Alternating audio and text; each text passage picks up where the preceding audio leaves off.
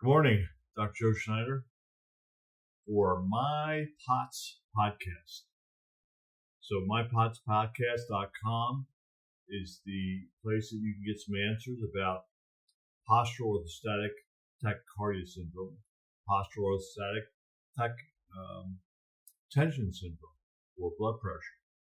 So it's your autonomic nervous system functioning at a level that can maintain heart rate, oxygen, and blood pressure at acceptable limits, within acceptable limits, okay?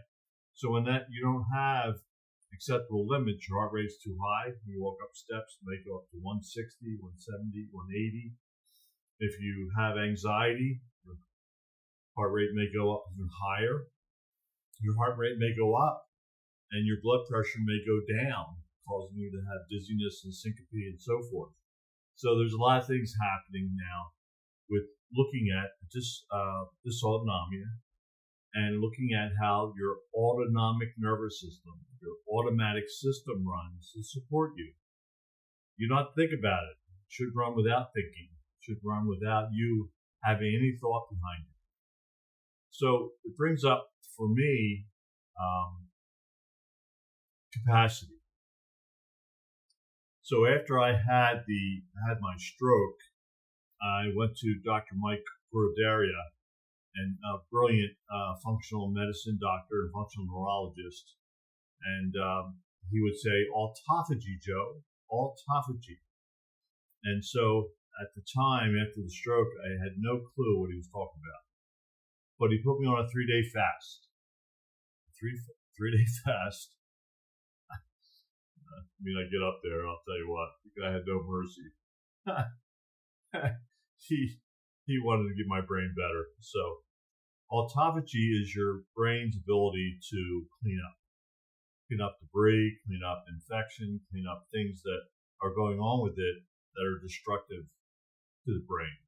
Now, rest is important. Your circadian rhythm and rest and sleep supports autophagy. So rest is really, really important. And also fasting is important. For 3 days fast is, I would say 3-day fast is really good, but it wasn't a water fast. I had an omelet in the morning, a 3-egg omelet in the morning, less than 500 calories. It was a vegetable omelet, and there you go. So for 3 days, did an omelet in the morning. I consumed a lot of water, and in a hope that I would get rid of the scab that was in my brain. Well, after several months of doing functional neurology and doing fasting, 3-day fasts, I would do it once a month. With him, I did it once a week. I did it the first week, I did the second week. So there's a lot of YouTube videos about sardine fasts, and I'm a fan of sardines. I don't know if you're a fan of sardines. Not a lot of people like sardines, like the smell of sardines, but the fast goes this way. You have 3 cans of sardines a day, one in the morning, one in the afternoon, one in the evening. Or you have one in the morning, you can have 2 in the evening, however you want to do it. But sardines are really rich in protein, in minerals, in vitamins, omega-3 fatty acids, which are basically anti-inflammatory to your system. So today, I'm starting my sardine fast. Now, sardines bring up a memory for me with my mother. My mother loved sardines, and I would eat sardines with mustard sauce on crackers. So I can remember sitting with my mom, enjoying my own can of sardines. She had her own can of sardines, and we would put them on saltine crackers, and we would enjoy our sardines. My mother was a great cook. She liked all kinds of foods, could make any food from any culture, and it was just a pleasure having her as my mother growing up in her house in her hometown. And my father had died from a stroke, but he had diabetes that was uncontrolled. And so my father's death brought on a commitment by my mother to make sure that we didn't follow in the same genetics of getting diabetes and so forth. So we were allowed to have treats in the house. No sugar, no cakes, no tasty cakes, things like that. We had to sneak out and buy that on our own. And so we weren't allowed to have any treats when we were younger. So my mother was really adamant about that. She made us good foods. We had pasture-raised beef. She was always going to the butcher, getting the best quality meats and best quality chicken and so forth, so that we ate really well and that we controlled our blood sugar and that we grew up strong, intelligent, and able to take on the world the way we should. Now, when you fast, you cause autophagy to happen. So it's really a detoxification of the body and detoxification of the brain. Now, thinking about this, over the weekend I had the opportunity of going to a patient's house and spending the weekend.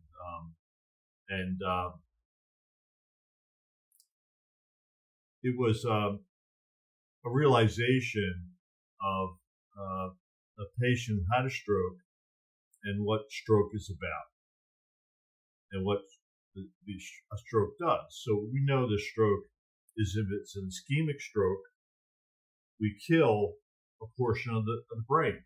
It dies. That portion of your brain that loses blood flow dies.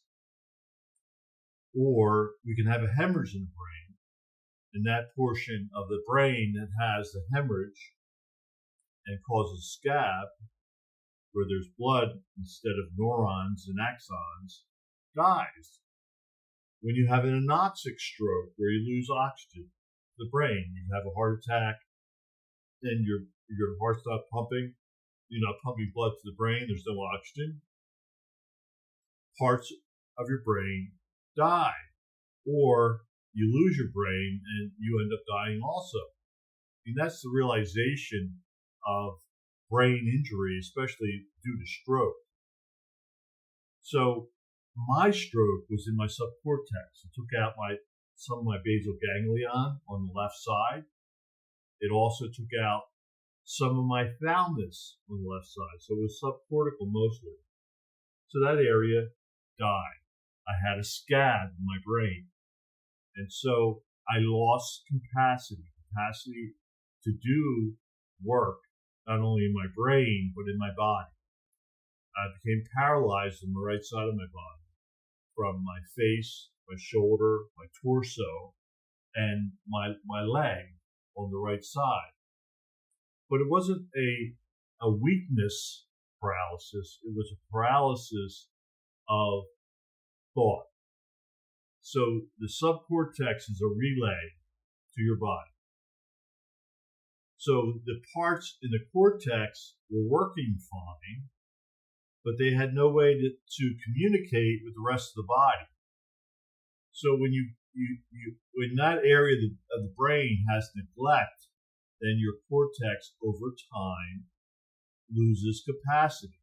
It doesn't have the capacity it did before. And capacity enables you to do things and to do things for a longer period of time. So, I really couldn't walk as well. I started exercising, and I found that even exercising wasn't preserving the capacity of my cortex like I wanted it to do. And I wanted to plasticize or bring back neurons and axons that I didn't have before. And I can't say that I wasn't able to do that. I am able to do that now more than ever. Since 2017, there have been many different improvements in my system, but there's also been many capacities that were lost due to the stroke. So capacity is the topic for today. So when you lose capacity, you have a brain injury, whether it's a traumatic brain injury or whether it's a stroke brain injury, whether it's a neurodegenerative system that's inflaming your brain so that over time your brain loses capacity or ability to do work, or you have a neurodevelopmental disorder where your brain and your body aren't developing properly. So they're all pretty tragic, whether a stroke, a traumatic brain injury, a neurodegenerative condition, or we have a developmental condition over time. And there's many ways that we can define that. But if you look at function and how you function, you can define it. Now, this morning I did 30 minutes of exercise. I did 20 minutes on my bike, 5 minutes on my upper body bike, and then I did 20 sit-ups. I did 50 rows on my rowing machine, and I did 20 climbers on my climbing machine. And that took me 30 minutes. So I did 30 minutes. So I invite anyone that has an issue with brain injury or developmental injury to the brain to exercise. Now, the standard of exercise is 150 minutes a week. Is the most effective way to exercise. So when you exercise your body, you're exercising your brain. You exercise your nervous system.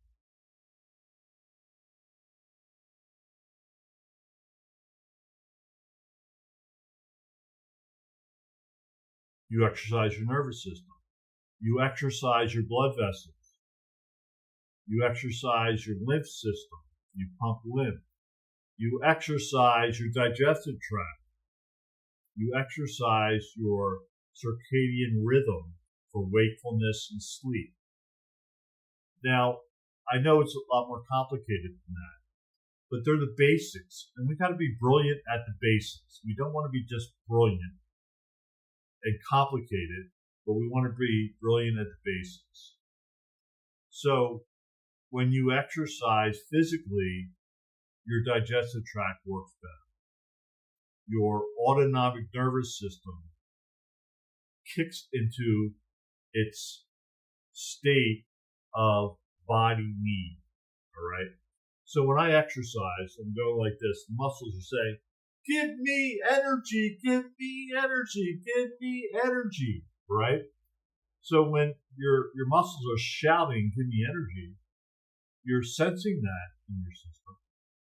You have sensors all over your body, chemical sensors, proprioceptive sensors for muscle contraction, joint movement, things like that. They're all firing and they're all happy and they're like saying, okay, give me energy. And if you don't give it energy, well, then the muscle fails. It doesn't have capacity. So we're always should be, especially if we have brain injury, or if we don't have brain injury, as prevention, have exercise as part of our daily life. Every day we should be doing something.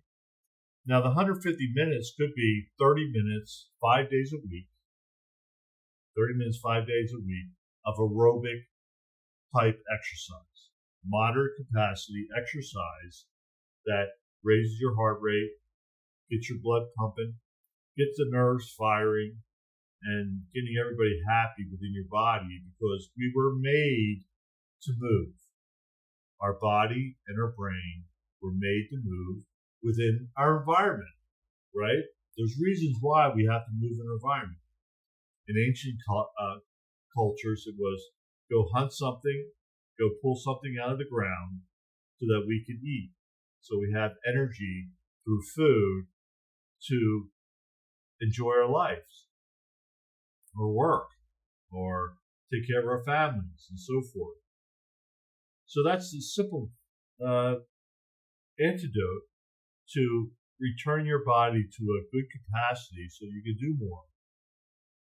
So today I did 30 minutes of exercise, and I can tell you over the years, getting to this point has been hard. It's just like crazy hard. And every one of my patients that come into the office, getting your capacity back is crazy hard. It is so hard. And so your capacity could be to move, could be to lift, it could be to think, it could be to read, it could be to have enough energy to stay awake throughout the day, because people with chronic fatigue, they can't really do that. Or, another thing is post-exertion of malaise or fatigue. When you exercise, you get so much fatigue that you have to take a nap.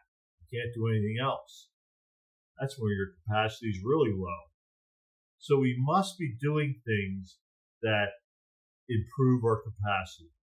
Now, we eat to drive our system.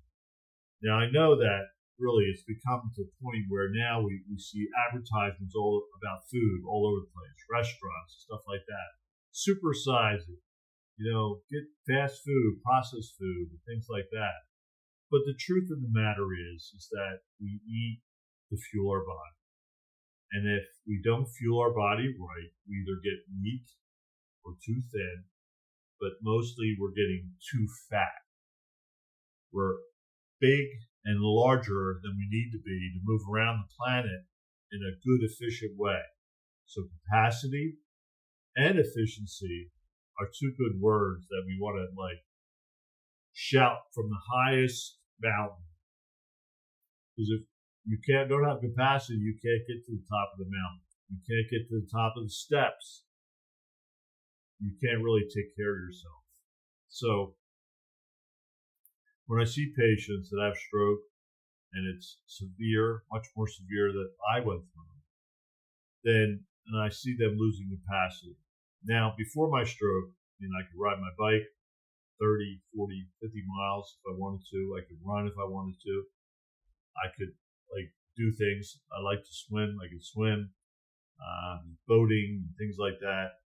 A lot of that I can't do now. I just can't do it. But you know what? I'm going to keep exercising. I'm going to improve my capacity. And I have a plan. So the plan is a plan to get back your capacity, to work, to do hobbies, to exercise, to enjoy the beach, enjoy boating, enjoy swimming, and really enjoy your life, because life is about activity. Now, let's go back to my mom. My mom had a older sister who had cerebral palsy and hydrocephalus when she was young, and she was confined to a wheelchair. She couldn't move her arms and legs. My Aunt Marie was a wonderful, sweet woman who spent her life in a wheelchair. And through the grace of God, I was given the opportunity to experience my Aunt Marie. And she was at Vineland State School. My mother took us down there to visit her all the time, to see my Aunt Marie. Now, that doesn't really happen. A lot of people that go into Vineland State School and they get to a point where they lose capacity, they don't have any visitors. So one of the things that I grew up with was that, people, when they lose capacity and get older, that family and friends sometimes can't handle it. They can't handle the fact or be able to watch someone be incapacitated. That's another interesting word, incapacitation. And so my Aunt Marie was confined to a wheelchair. My mother was always getting a radio because she loved music and the radios were breaking down, or staff would take one, or something like that, or buying her clothes, getting blankets for her, so forth and so on. And every time I went down, and it wasn't something that she bought for my Aunt Marie, my mother was like on the warpath trying to find out where those things were that my mother had spent time and effort to buy her to make her life more comfortable. And then we would take her out to restaurants. And our whole family would get together, not only the Schneiders, but the Walshes and the Flemings and so forth. And we would celebrate having our Aunt Marie. And we would sing with her, especially around Christmas. We would sing her Christmas carols and stuff like that. She just loved it. And I had the opportunity. I had to take her to the bathroom. I had to lift her up when I was 14 years old and help my mother with my Aunt Marie, help her with the wheelchairs and so forth and so on. But my mother was also kind of like an engineer. She was always trying to figure out what could she do with the wheelchair that would make my Aunt Marie more comfortable. So I guess I was made to, through my life and what my experiences were, to pay attention to diet because of my father's death, to pay attention to movement and what you can do with someone that can be confined to a wheelchair or has had a certain tragedy happen to them, like a stroke or traumatic brain injury, where they lose capacity in their ability to move. So I'm proud of our center. I'm proud of Hope Brain and Body Recovery Center. I'm proud of Hope Regeneration Center. I'm proud of the work that we do to make lives easier and to increase the capacity of each patient neurologically, musculoskeletally, with muscles, fascia, tendons, and so forth, with circulation, improving digestion, improving breathing mechanisms, and heart rate, to really comprehensively look at someone's function that's been compromised and lost, and raise the function of their system. So,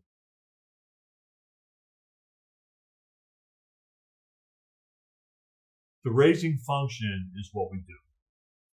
And if you know anyone that needs our type of care, because we only do comprehensive care for our patients.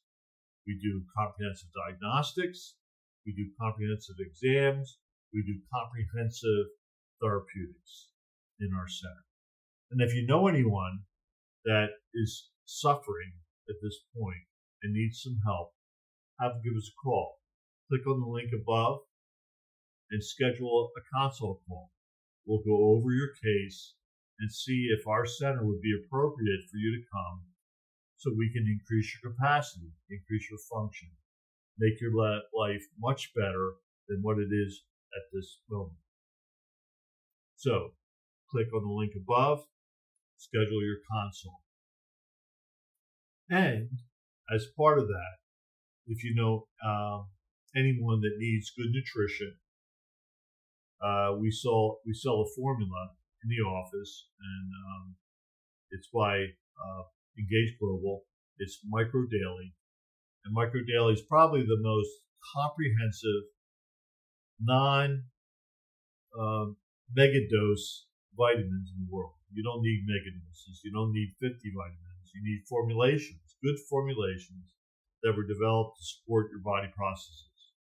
So click on the link above for ordering EMF, Micro Daily EMF.